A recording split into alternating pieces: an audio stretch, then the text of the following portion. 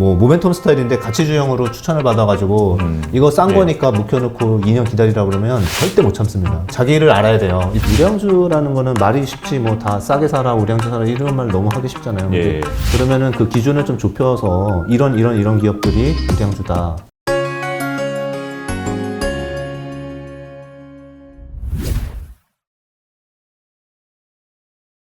네, 안녕하세요. 위대한 개미의 든든한 동반자 자이언트TV의 안갑성 기자입니다.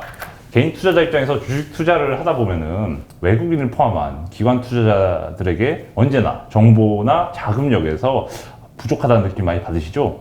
그래서 많은 투자자들이 기관들은 어떤 생각과 논리로 움직이는지 궁금해 하십니다.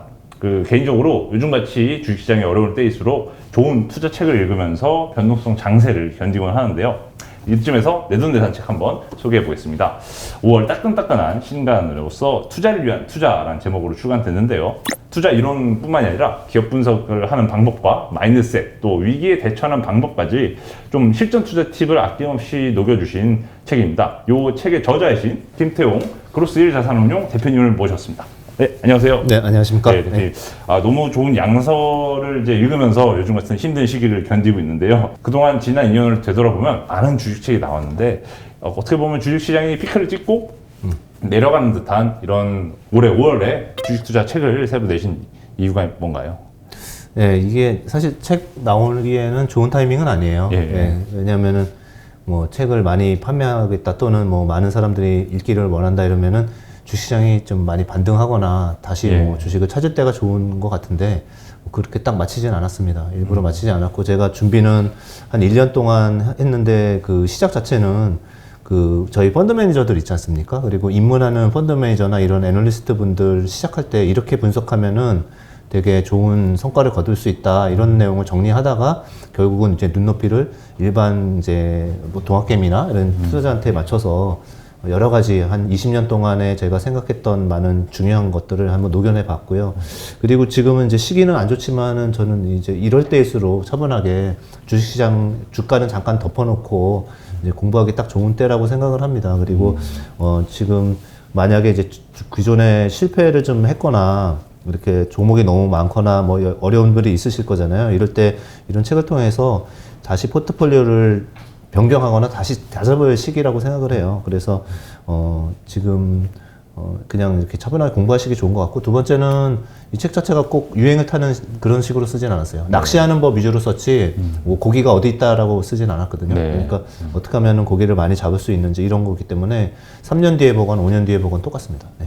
너무 그런 점에서 사실 어떻게 보면 두고두고 서가에 꽂아둘 만한 책 같은데, 투자를 시작하기 전에 뭐 다른 분들도 말씀하시는 거지만 목표 수익률과 목표 투자 기간을 정하는 게 중요하다고 말씀을 하십니다. 그래서 뭐 제가 알기로는 뭐 존리 대표님 같은 분들은 좋은 주식일수록 절대 파는 거 아니다, 사서 모으기만 하면 된다 이런 논리시긴 한데, 또 대표님께서 말씀하시길 한국 같은 경우는 좀 시크리컬 업종 비중이 높기 때문에 좀 100% 맞진 않다 이렇게 말씀해 주셨는데, 그러면 동학개미 투자자분들한테 대표님께서 추천하는 이런 투자 목표 수익률과 목표 기간은 어떻게 좀 잡는 게 좋을까요? 네. 다 개인차가 있습니다. 그리고 자기 스타일이 다 다르시긴 한데, 뭐 존니 대표님 말씀도 되게 중요해요. 왜냐면 제가 템플턴이라고 미국 회사에 있었는데 같이 투자하는 회사죠. 근데 거기서 그 모비우스 박사라는 분이 그 똑같은 얘기를 계속 하셨거든요. 그냥 주식은 언제 사도 돈 있을 때 사면 된다. 그냥 그랬어요. 그래서 사실 이제 한국 투자자들한테는 욕도 먹고 그랬거든요. 그렇잖아요. 그냥 빠질 때 사면 안 되는데 뭐 돈 있을 때 무조건 사라고 그러니까. 근데 이제 길게 보면은 그게 맞긴 맞았죠. 위기를 항상 극복하고서 신고가가 미국 주가도 계속 났었고, 한국 주가도 뭐 3,300까지 갔었던 것 자체도 신고가고, 또 뭐 언젠가 가죠. 그렇기 때문에 그런데, 목표 수익률은, 가급적이면은 제가 보기에는 개인분들은 15에서 20% 정도면은 충분히 매우 훌륭하다고 생각하고 있고요. 30년 동안 코스피 평균 한 10%씩 올랐습니다. 그렇기 때문에 10%보다 조금 더 오르는 15%에서 또는 20%만 해도 10년 지나면은 그게 4배 정도 돼 있어요. 원금에서 그렇죠, 4배 정도 가요. 그 15%만씩만 벌어도 그 정도 가기 때문에 굉장히 훌륭한 수익률이고 매번 그렇게 하기 굉장히 힘듭니다. 그래서 그 정도 타겟을 잡으시면 또 너무 무리하지 않을 수도 있고, 그 다음에 만약 20% 이상을 냈을 때는 잠깐 접고서 다시 생각할 수 있는 이러한 포인트가 되기 때문에 수익률을 먼저 얘기했고, 기간은 길수록 좋습니다. 길수록 좋은데, 말씀하신 것처럼 막 경기가 좋아지는 사이클이 있고 또는 이제 피크아웃 하는 사이클이 있잖아요. 그래서 거기에 대한 비중 조절은 좀 해야 될 것 같아요. 그러니까 늘 주식을 갖고 있어야 하지만은 좋을 때는 한 70% 정도 주식을, 예를 들어서 현금성 자산에 한 70% 정도 주식을 한다. 이랬을 때 좀 나빠지기 시작할 때는 한 30%로 줄일 수 있고 이런 것들이 있죠. 그래서 그거에 대한 노하우나 이런 부분들은 뒤에 차차 말씀을 드리도록 하겠습니다.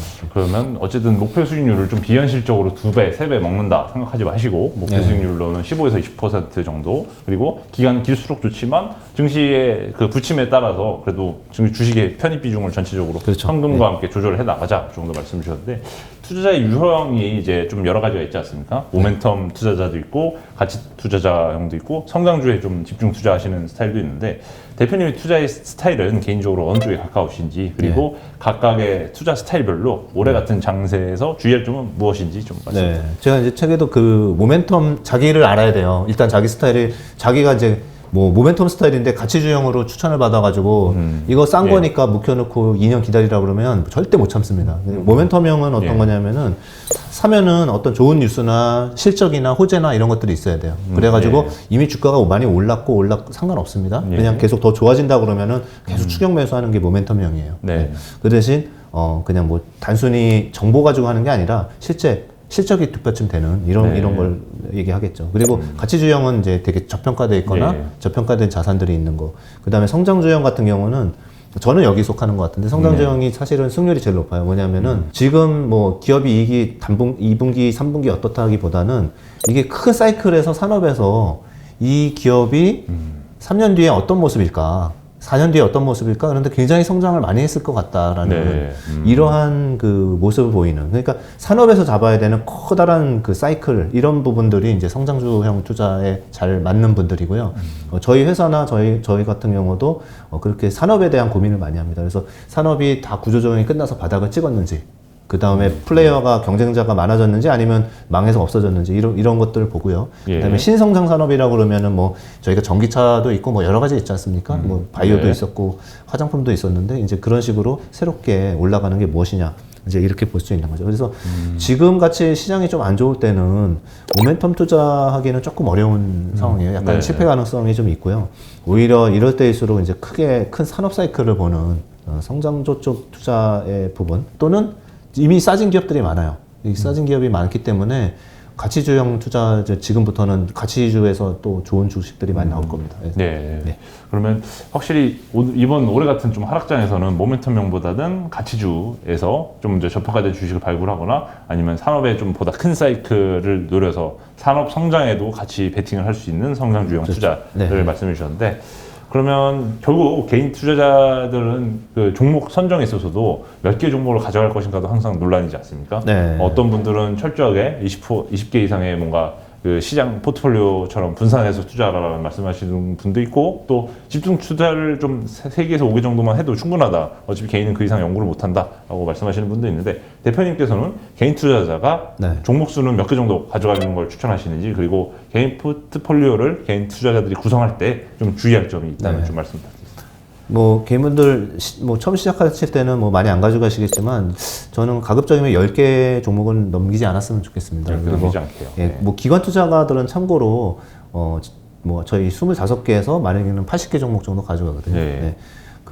그리고 이제 5개 정도 압축해서 가는 게 제일 좋은데, 10개까지도 괜찮은 것 같습니다. 그리고 하는 방법은 뭐냐면은, 주식을 살 때 성격이 다른 주식을 골고루 갖고 있어야 돼요. 그러니까 예를 들어서 우리가 성장주다, 가치주다 이런 얘기를 많이 하잖아요. 그러니까 작년 같은 경우는 이제 네이버, 카카오 이런 것들이 많이 올랐었는데, 올해는 그게 물론 카카오는 이제 예외로 하고 네이버가 크게 변한 건 없지만 성장률이 조금만 둔화됐고 금리가 막 올라가니까 계속 고생만 하고 있잖아요. 그런 것처럼 항상 올라가는 구간들이 있거든요. 각 그 기업마다. 그래서 산업마다 또 그런 사이클들이 있어서, 예를 들어서 성장주에서 뭘 샀다, 예를 들면 게임, 바이오, 제약 또는 이제 인터넷 이런 이제 성장하는 기업에서 샀다 이러면은, 반대로 작년에는 재미없었지만은 은행이라든지 아니면 조선이라든지 이런 경기 민감주, 경기 관련주들도 같이 사야 된다는 거예요. 그래서 같이 갖고 있으면은, 만약에 5종을 반반 갖고 있으면 어느 때는 이쪽에서 올라가고요. 그리고 이쪽에서 충분히 올라서 차익 실현 좀 하고 나면은 이쪽에서 또 올라가고, 이런 식으로 밀고 땡기고 해주는 거예요. 그러니까 지치지가 않고 계좌가 침체돼 있진 않아요. 그렇군요. 네, 그런 이제 서로 다른 베타를 가진다고 표현하는데 서로 다른 성격을 가진 거를 가져가야 된다라고 생각을 하고 종목수는 왜 제가 많이 얘기를 안 하냐면은 뭐 적을수록 좋은 거는 좋은 기업이라는 거는 진짜 두세 개밖에 없잖아요. 솔직히 뭐 종목 1000개 있어도 그 중에서 정말 내가 확신해 내가 이거 다른 거 다 줄여서 여기만 살 거야라는 게 많지 않거든요. 그런 것들은 많이 좀 비중을 많이 가져가야 돼요. 그래서 언행일치 해야 돼요. 자기가 생각한 대로 정말 좋게 봤으면 더 많이 가져가야 되고 근데 10개 넘어가면요 내가 이거 왜 샀지? 나중에 그렇게 돼요. 그리고 10개 넘어가면은 이게 설명을 야 나는 이 주식이 내가 편의점 가봤는데 편의점이 막 계속 늘어나고 있고 우리 동네도 한 5개가 더 늘어나고 편의점 좋을 것 같아 이래서 그렇게 말을 할 수 있어야 돼요. 뭔가 2차 전지가 왜 좋은지 이렇게 세 가지 포인트는 적어도 말을 할 수 있어야 되는데 그 종목이 많아지면은 팔로업이 잘 안 됩니다. 기관들은 뭐 50개 가져가도 되는 게 저희 회사에 애널리스트 7명이 있거든요. 다 나눠서 각각 분석을 합니다. 그러니까 그 업데이트 되니까 하는 거고요. 그런 차원에서 압축 투자하는 거, 그 다음에 자신 있는 거 위주로 가져가는 거를 권해드립니다. 그렇군요. 근데 많은 개인분들이 이제 네이버에 정말 그렇게 매혹되신 분들, 정말 앉은 자리에서 세 가지의 장점을 그대로 얘기할 수 있는 그런 주식에만 투자라는 말씀이지 않습니까? 그렇죠. 잘 아는 거. 잘 아는, 그 정도로 잘 아는 회사에 투자라는 건데, 근데 네이버에 그 정도로 빠삭하신 분은 카카오를 사려고 싶은 마음이 들지, 뭐 KB금융지주라든지 신한지주 같은 은행주를 매수하는 게 좀 상상이 안 되거든요. 그러니까 개인적인 논리단에서 뭔가 충돌이 일어날 것 같은데 그런 괴리감, 회사 이제 기업 입장에서 기관 투자자 입장에서의 애널리스트들이 섹터로 구분이 되니까 그게 되는데 개인은 그걸 다 자기 혼자서 다 판단을 해야 되지 않습니까? 그거는 맞아요. 그러니까 아까 예를 뭐 너무 재미없는 예를 들어서 그런데 그러면 그냥 리오프닝주를 샀을 수도 있고요. 그 다음에 내수에서 경기가 안 좋아지니까 경기 영향이 좀 덜한 뭐 엔터테인먼트 주식 중에서 우리 저기 그거 있잖아요. 그 기획사들 있잖아요. 그런 뭐 JYP 뭐 이런 회사들도 있으니까 이런 식으로 이제 다양하게 포트를 분산을 하자 이 얘기입니다. 알겠습니다. 또 요즘 또 사실 많은 분들이 많이 싸졌다 주식 우량주일수록 또 싸게 살 기회다라고 말씀 주시는데 그 대표님께서 좀 어떤 기준으로 우량주를 판별을 하시는지 그리고 지금 좀 개인 투자자분들이 좀 살만한 대표적인 좀 우량주를 한국 주식, 미국 주식 좀 구분해서 몇 가지만 좀 샘플 좀 사례만 들어주실 수 있을까요? 그 우량주라는 거는 말이 쉽지 뭐 다 싸게 사라 우량주 사라 이런 말 너무 하기 쉽잖아요. 근데 그거 쉽게 못 하잖아요. 근데 그러면은 그 기준을 좀 좁혀서 이런 기업들이 우량주다라는 거는 좁히면은 같이 좁힐 수 있거든요. 그러니까 뭐 여기 이제 책에는 자세하게 나와 있는데 그거를 간단하게만 말씀드리면은 일단은 그냥 타고난 우량주들이 있어요. 그냥 성격 자체가 귀족으로 태어난 애들이 있어요. 그런 거는 근데 잘 바뀌지가 않으니까 일단 그런 거는 일단 후보로 딱 놓고요. 그 다음에 그렇지 않았는데 막 좋아지는 애들이 있어요. 그러니까 이 두 가지를 다 말씀드릴게요. 근데 첫 번째로는 타고난 게 좋은 애들은 독과점 하는 애들이에요. 이미 딱 했는데 코카콜라 했어요. 펩시콜라밖에 없어. 아무도 안 해, 이제. 그거 좋은 거죠. 루이비통 했어요. 샤넬 했어요.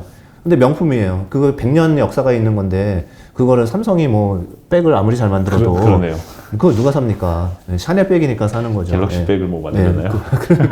그런 비즈니스 모델이 태생적으로 좋은 것들은 이미 시장 점유가 완전히 끝난 거예요, 재패가. 그러니까 이제 좀 쉬운 예로 들었지만 사실 뭐 구글도 마찬가지죠. 아마존도 마찬가지죠. 거기에 경쟁자들이 있나요? 있을 수가 없거든요. 그렇군요.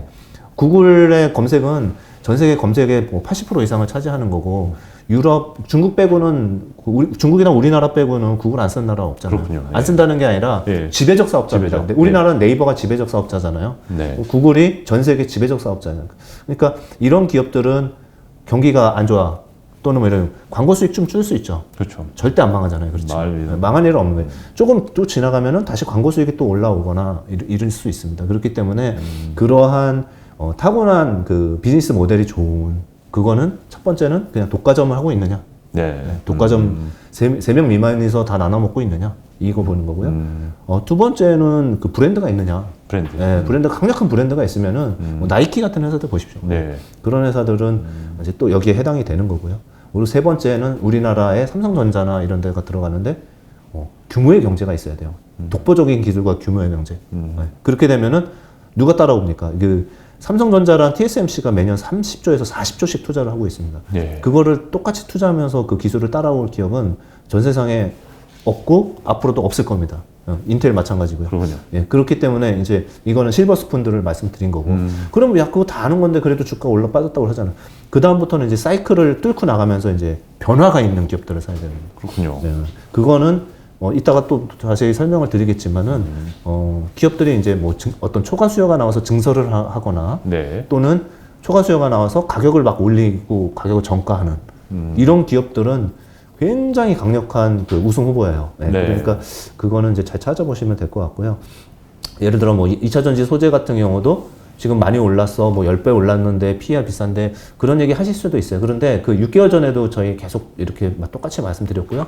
앞으로 1년 뒤까지는 계속 똑같이 말씀드릴 겁니다. 네. 이 장기 성장 사이클에 들어가 있는 이런 기업들이거든요. 네. 그리고 플레이어도 제한적이고 맞습니다.